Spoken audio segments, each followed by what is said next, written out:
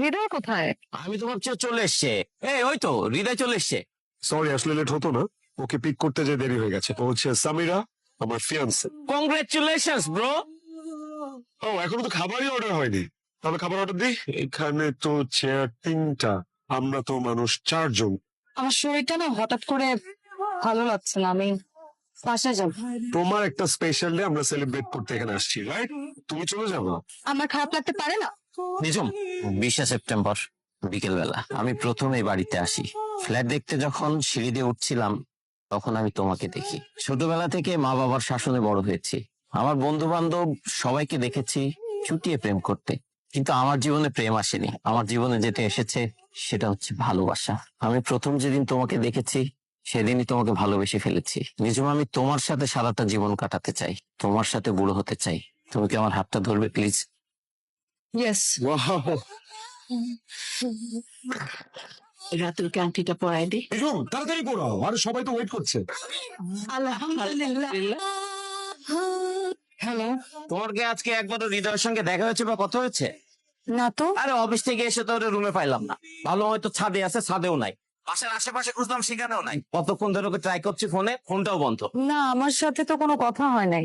দেখো, হয়তো ওর কোনো রিলেটিভের বাসায় গেছে, অথবা এরকমও তো হইতে পারে ওর ফিয়ান্সের সাথে কোথাও ঘুরতে গেছে। আমার তো দাঁড়ান তো সামিরা, আমি তো ভেবেছিলাম তুমি হৃদয়ের সাথে আমার এঙ্গেজমেন্টে আসবে, আসলে না যে। তোমার কি আজকে হৃদয়ের সাথে কথা হয়েছে? কথা হয়েছে। আমিও না রাতুলকে একই কথাই বলেছি যে তোমার সাথে তো হৃদয়ের কথা হবেই। ও আরো হৃদয়কে খুঁজে না পেয়ে টেনশন করছে অযথা। আমি তাহলে যাই, হ্যাঁ? মিটলাম। আসলে আমি হৃদয় ভাইয়ের খালাতো বোন, ফিয়ন্সে না। সেদিন ভাইয়ার কথাতেই ফিয়ন্সে এসে অভিনয়টা করতে হয়েছিল। ভাইয়া ভেতরে তোমার জন্য অপেক্ষা করছে। নাটক সিনেমায় অভিনয় করলে কিন্তু খুব ভালো করতে, তুমি খুব ভালো অভিনয় করো। এক সেকেন্ডের জন্য আমি বুঝতে পারি নাই যে তুমি আমাকে মিথ্যা কথা বলতেছো। তোমাকে কাঁদলে অনেক সুন্দর লাগে। আমি তো কাঁদতেছি না। হৃদয় কেন আমার সাথে অভিনয় করছো? আমাকে মিথ্যা বলছো কেন? এই হৃদয়টা সুস্থ না, একটা ভাব নষ্ট, ঠিক মতো কাজ করে না। আমাকে এখানে একটু থাকতে দেওয়া যায় না? না, এই জায়গাটা পরিত্যক্ত, মানুষ বসবাসের অযোগ্য হয়ে গেছে, কেউই থাকতে পারবে না। সত্যি করে কথা বলবা, তুমি কি আমাকে কখনো ভালোবাসো নাই?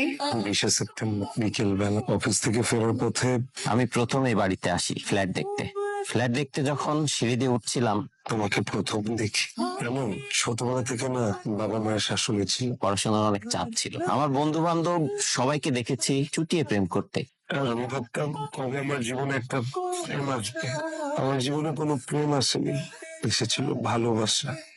জীবন তোমাকে অনেক ভালোবাসি, আমি সারা জীবন তোমার সাথে কাটাতে চাই, তোমার সাথে বুড়ো হতে চাই। প্লিজ আমার হাতটা ধরবে।